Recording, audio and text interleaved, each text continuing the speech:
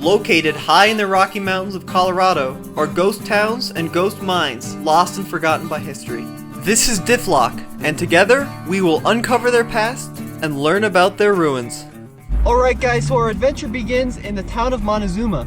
Now Montezuma was established in the 1860s as one of this area's largest mining districts. So there's a ghost town that way as well, called St. John's, but there's not a lot left up there. Oh, let's go up there. You want to go check it out? Let's go check it out, why not? Let's go check out St. John's. It says Deer Creek, Webster Pass, St. John's this way. Let's see what's up here.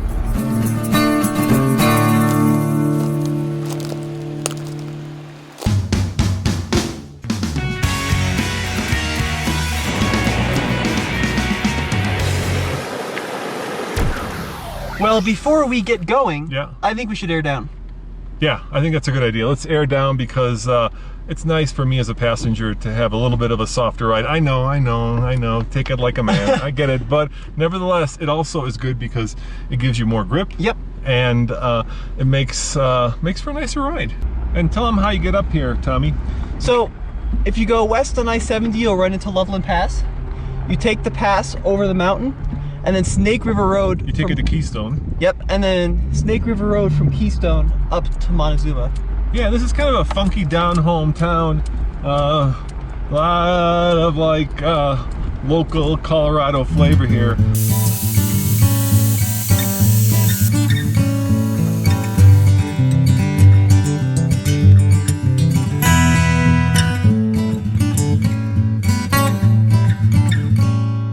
Alright, so for those of you my age who are out there, there are these kind of weird things made out of this like papery stuff called books. So this is a guide to Colorado ghost towns and mining camp. A lot of these books are super great resources for coming up here, finding mines, and a lot of history. So behind us is St. John's, and this was originally the old boarding house. It was like 2.5 stories, and now there's not much left of it. There's an interesting story of a big strike made here by Bob Epsey. It seems Bob was hungover one day, and instead of prospecting for gold, he found a good shade tree and lay down to take a nap. He was still a little shaky on awakening and needed to grab onto a rock to steady himself. Well, sir, part of the rock broke off, and there it was, solid ore, as big as life. So a lot of this land out here is full of rich mining stories, stories that are left untold today. I spotted a chimney up here, so I'm walking up to it to check it out. And you'll see me breathing hard, even going up a slight hill, because we're probably close to 10 or 11,000 feet above sea level. That was hard.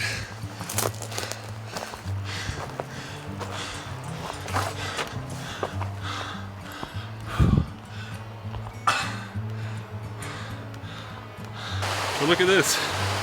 Look what we stumbled across. How cool is that? Look at this. Hiding out here in the middle of nowhere.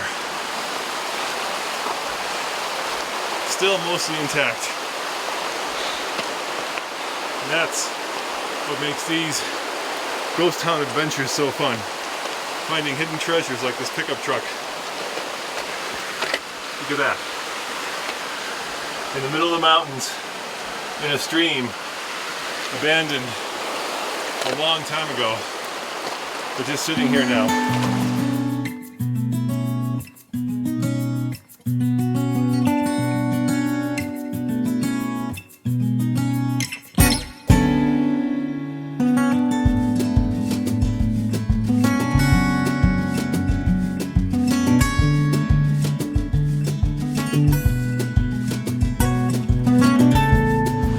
So this is the location of the old St. John's mine, and just that way is St. John's Road, and we're about 2 hours outside of Denver, and look what we found.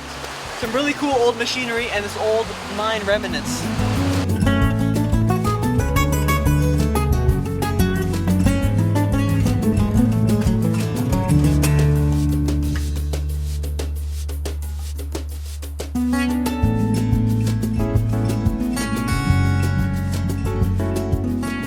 Imagine the work that went into building the road, getting up here.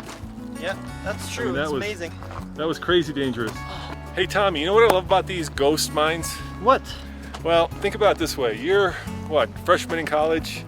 And I'm over 50. So you're at the beginning of your life and I'm kind of heading toward the tail end of my life.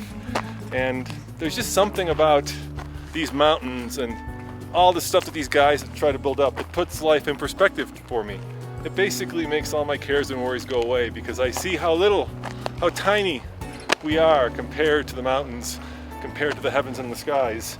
And I see all the work and all the hopes and dreams of these miners that came before me.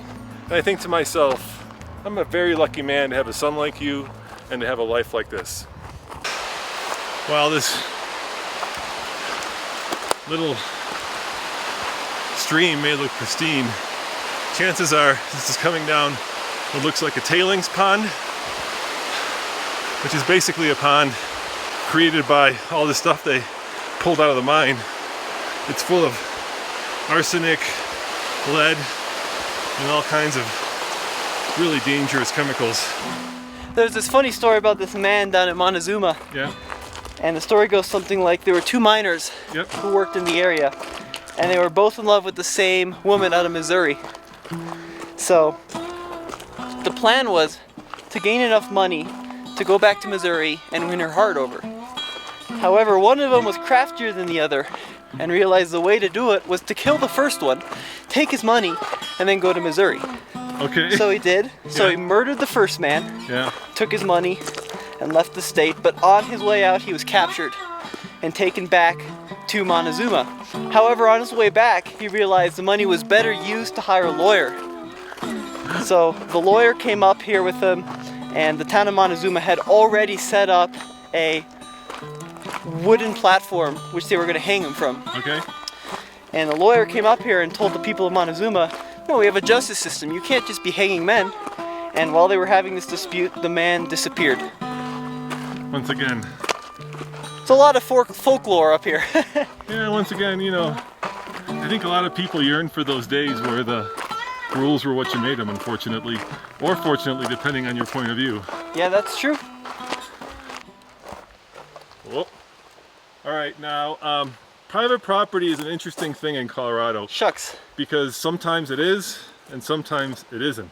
So the question is that mine private property, or is there private property above the mine that is private property? Well, with our eye in the sky, the drone, Yeah. I was able to see another mine above the abandoned one we just saw, Yeah. which looked a little bit more active. So it could be, but it's kind of hard to say. So come up here at your own risk. Yeah, exactly. You know, I do a lot of dirt biking, and a lot of people put private property signs where it's actually BLM land. So Yeah, it's hard to say. It's hard to say. So there's a lot of research that goes into these DiffLocks before we actually do them. And right now we're a little bit stuck, we're a little bit lost. So these are a bunch of old maps. So we're right here. This is St. John's outside of Montezuma. And you can see it over here on the map in relation to Keystone, Montezuma, St. John's. You've got Peru Creek that goes this way, and then of course Webster Pass. So there's another little tiny mining camp called Preston. And I think there's only one way to get there, which is that way, huh? Over the creek! Over the creek! Hell yeah! Over the creek! Water crossing!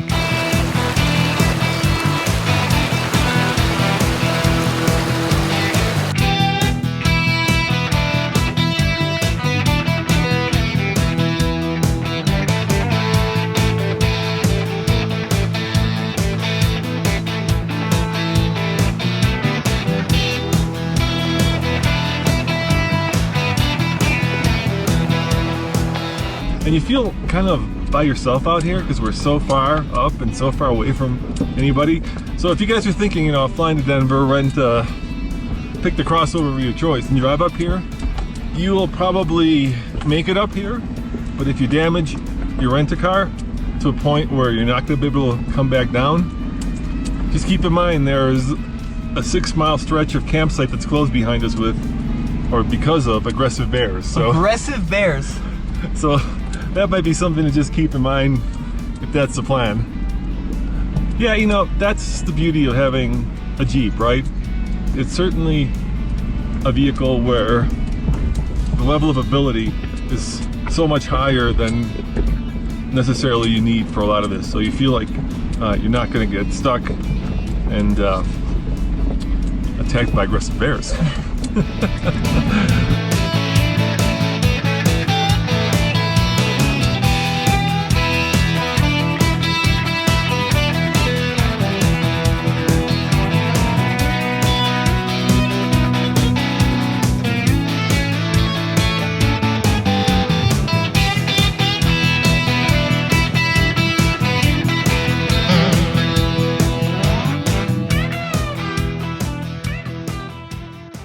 So you would think when I'm shooting Tommy like this, coming up in the Jeep, I'm thinking about how to frame up the shot, how to make the Jeep look good, but I'm actually not.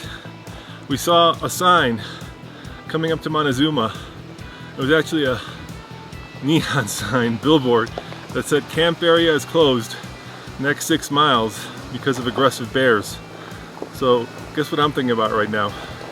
I think we got some wildlife up ahead. Looks like there's some mountain goat right in the middle of the fork in the road. Or sheep. Yeah, it's hard to tell right now. Or wolves. They're not wolf beasts, they're mountain goat. Are those polar bears?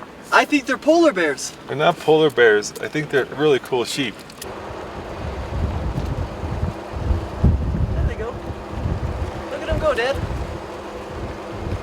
Wow, we're high. We're near 14,000 feet, way above St. John's, way above the little town of Preston.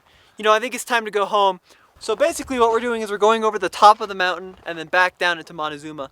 The cool thing about these old mining towns is they're all connected, so one leads to another. And this episode of DiffLock will definitely lead to another episode of DiffLock of more ghost towns, more adventures, more off-roading, so stay tuned for that. Hey, shouldn't we call it ghost town hunting?